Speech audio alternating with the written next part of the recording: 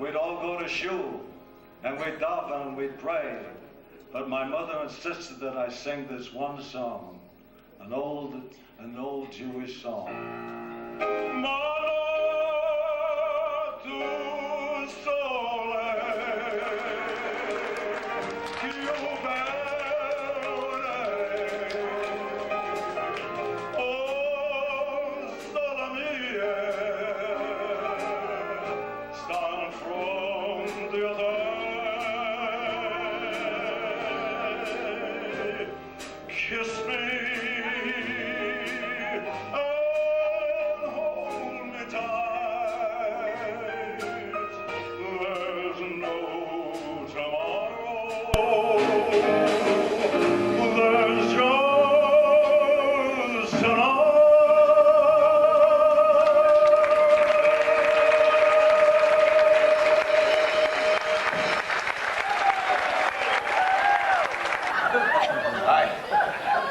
You know, as I say, I have a 57-year relationship with this man, which means this tonight, I guess, I try to count this afternoon. This is the 374th show that I've honored him.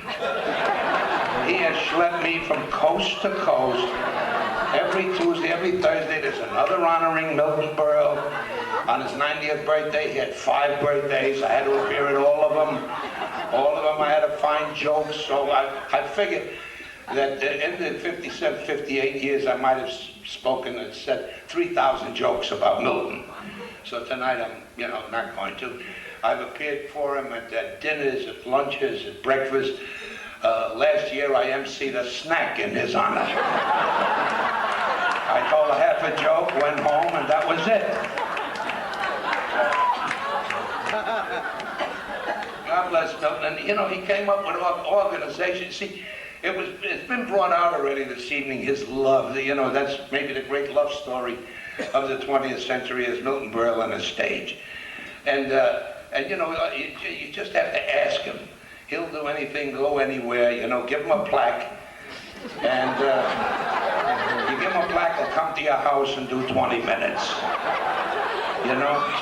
And so they're honoring him constantly now for 57 years. And for 57 years he schleps me along because, all right, Jan, you'll roast me for a few minutes, tell a few jokes, So I've been all over with this guy. I remember back in, I think it was 1953 or 54, they flew me out to Sioux Falls, South Dakota. The Hadassah was honoring him. Now you can imagine what an audience this was. The Hadassah in Sioux Falls, South Dakota.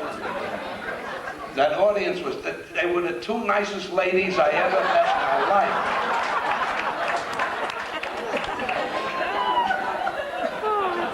One week he's the man of the year, the next year he's the Jew of the block. A few years ago the NAACP honored him for being the most active man on behalf of the colored people. What the hell has he ever done for the colored people? Well, to quote him, the only good thing he's ever done is not being one.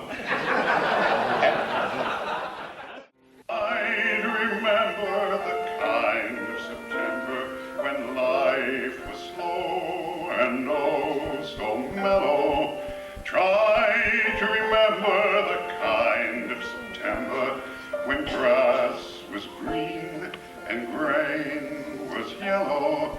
Try to remember the kind of September when you were a tender and callow fellow. Try to remember, and if you remember, then follow. Try to remember when life was so tender that no one lived except the willow. Try to remember when life was so tender and dreams were kept beside your pillow. Try to remember when life was so tender and love was an ember about to below. Try to remember, and if you remember, then follow.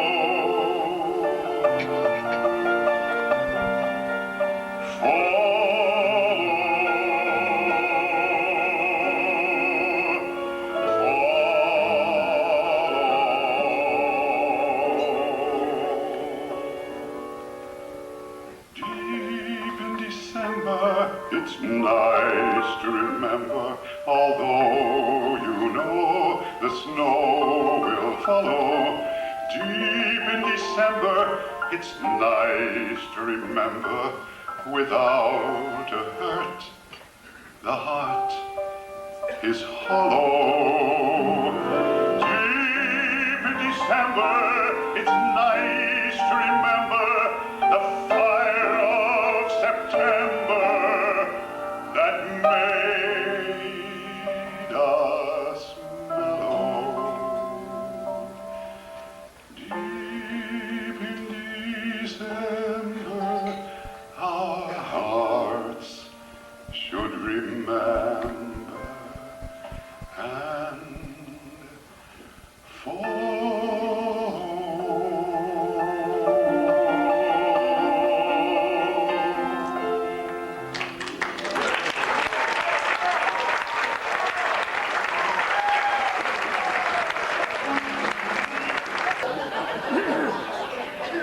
Milton told me the story on himself. One night he was on my radio show. I mean, he's got to remember this. He was on my radio show, at the radio, years ago.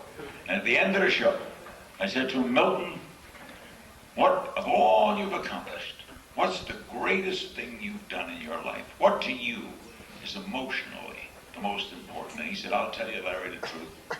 Is my grandchildren, Sydney and Irving. They're it. They're the #1 thrills of my life. A week later, I meet him. He says to me, you don't know what happened to me. I don't know what's going on with my brain. I got home that night. All the lights are on in the house. Everyone's saying, what's the matter? Who's Sydney and Irving? There is no Sydney and Irving. Milton was kind of self-involved at the time. That was 15 years ago. Anyway.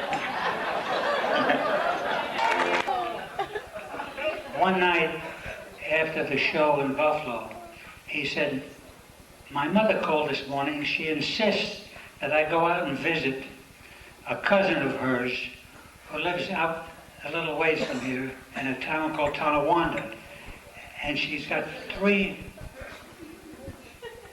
beautiful daughters, I understand. So you're going to come along with me, Irv, and so will Mickey. That was his assistant. Well, I was kind of flattered. I thought it was wonderful. How did I know that this was a cat house?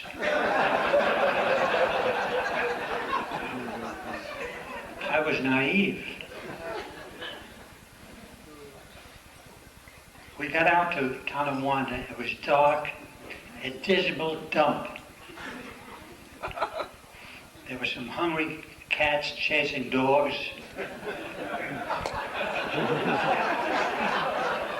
And it was miserable. When I was being naive, I thought, well, his cousin must be very poor. He's probably going out there to give them a check. But it was so dark, I said, how are you going to find, in this dark, how are you going to find their address? He says, there it is over there with the red light. I said, good evening, madam. I'm Jack Ferguson. That was an alias, obviously. This creep of a woman looked at him, leaned closer, put her face up to him, and said, beat it. She had seen, and she pointed to lipstick that he was wearing. He had forgotten to take off the makeup after the stage.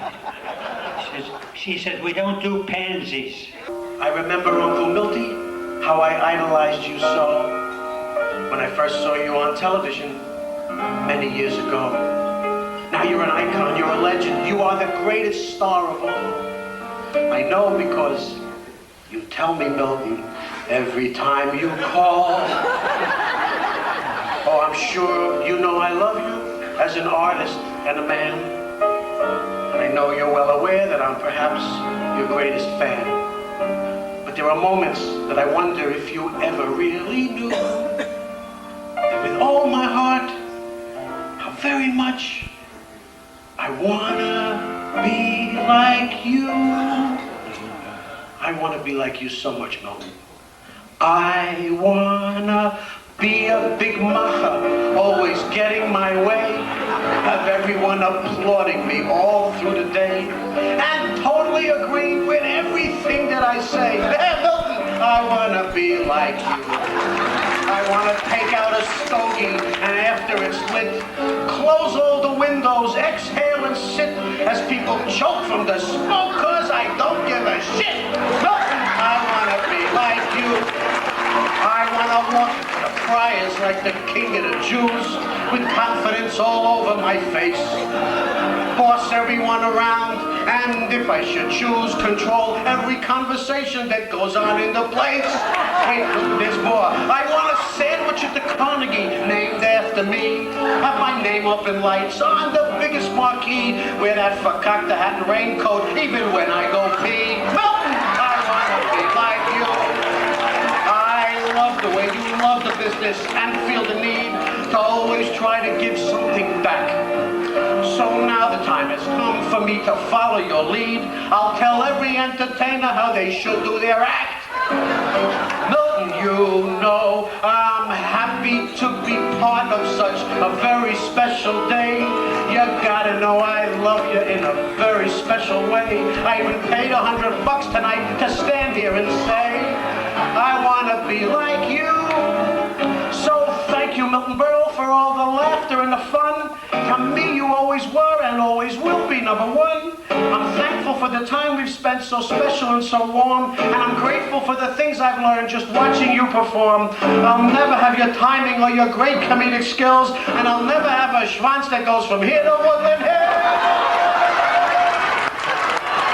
But Milton, you gotta believe me when I tell you, all I wanna be, I think of you.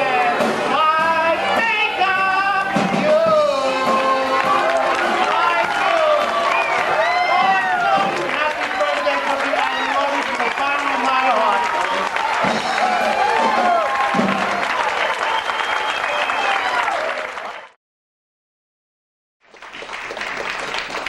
So I was coming in here tonight getting an interview for Gurnished, and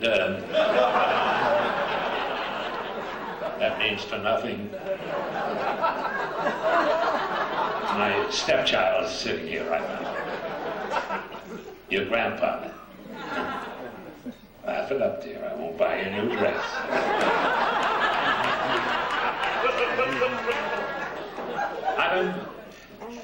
Somebody interviewed me tonight over the air, and they said, how's your chutzpah? How's your sex life?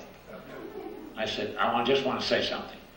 Sex at 91 is terrific, especially the one in the winter. I'm not going to stay on too long, and if you believe that, you'll also believe that the Richard Simmons Jr.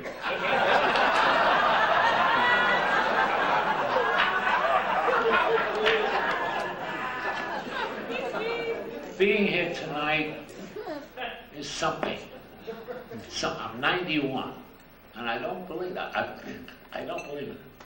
I feel like a 20-year-old, but there's never one around. So.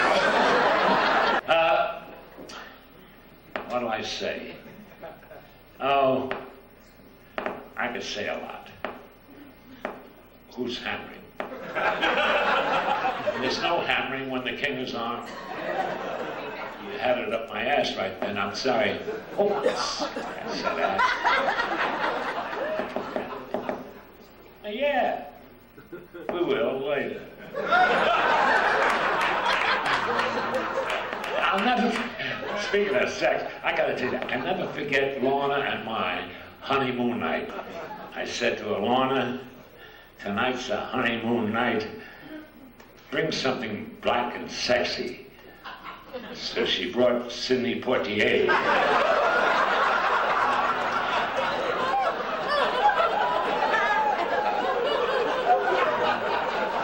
What a night that was.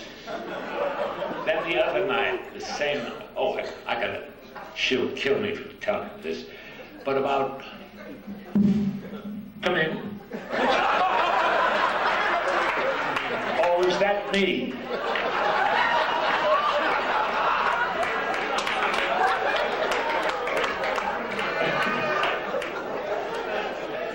I'm having fun of it. Join me, please. About, how long ago was it? Don't get embarrassed. It was about 5 weeks ago. Lorna and myself were we live in a house here, and we were downstairs in the living room. And it was a midnight show. It was a late show, a late picture. It was very, very romantic and very, very sexy. So we, no, don't make faces, please. Let me tell you. So we started to cuddle up, started to mush, kiss, soul kisses, ears, all that shit. No, we were watching a picture which was very romantic, and it made us, in heat. So finally, Lorna said to me, "Milton, darling, let's go upstairs and have sex." I said, "Lorna, it's either one or the other. I can't do both."